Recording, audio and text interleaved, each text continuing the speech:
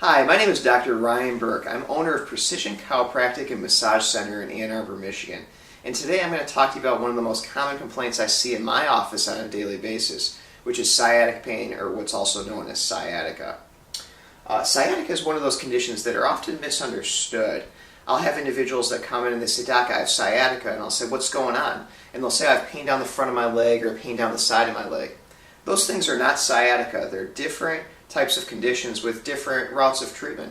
What sciatic pain or sciatica truly is, it starts with pain in the lumbar region, typically in the low back, the L3, L4, L5 area.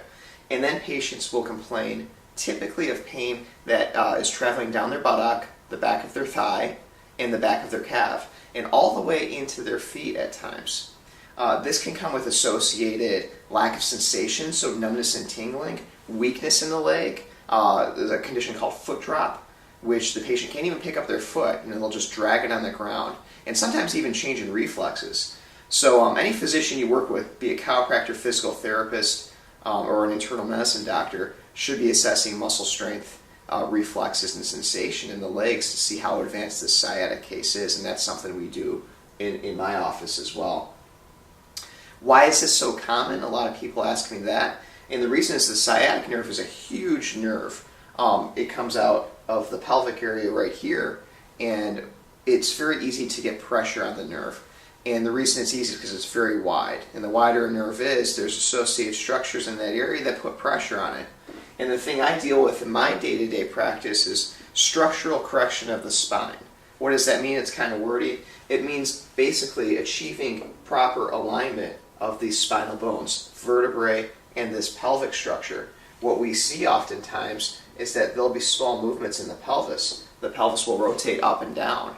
And that's why sometimes people present, they'll say, "I have a short leg." Well, you have a short leg because the pelvis has shifted in one direction or the other.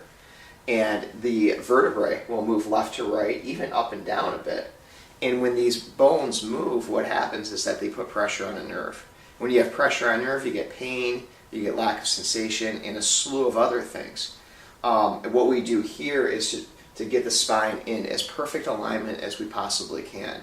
We do it gently with a handheld instrument, which allows us to precisely move a bone in a specific direction and very comfortable for the patient. We don't do any popping, cracking, or snapping of the spine.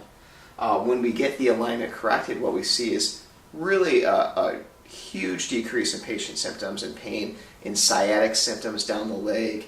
We see sensation increase, return back to normal, and obviously people start to be able to do the activities that they were not able to do because of sciatic pain.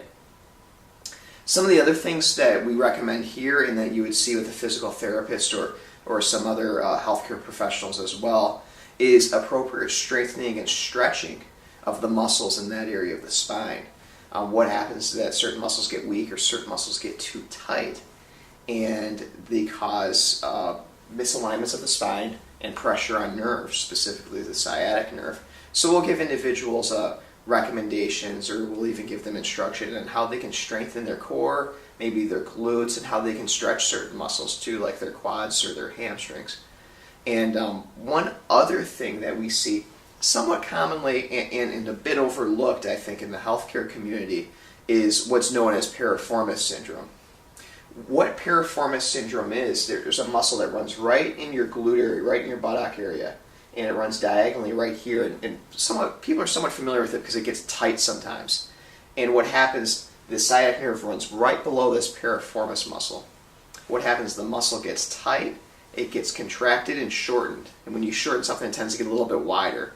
So you have a sciatic nerve running right underneath a piriformis muscle. The muscle contracts, it gets tight, it puts pressure on the nerve, and then all of a sudden you get these sciatic symptoms going all the way down your leg. We see that day to day or week to week in my office, and we correct the alignment of the structure like I mentioned earlier, but also we give some specific stretches to get that piriformis muscle loosened up.